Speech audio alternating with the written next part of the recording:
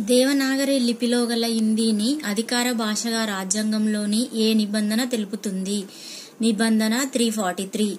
దేశీయ భాషను బోధనా భాషగా ప్రవేశపెట్టిన మొదటి విశ్వవిద్యాలయం ఉస్మానియా విశ్వవిద్యాలయం.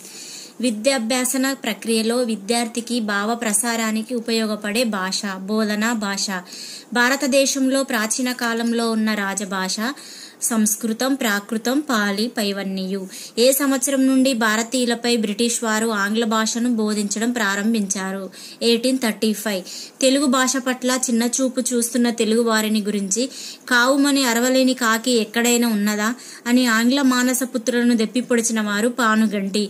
త్రిభాషా సూత్రాన్ని ప్రస్తుతం ఏ దేశాలు పాటిస్తున్నాయి? America, England, Russia.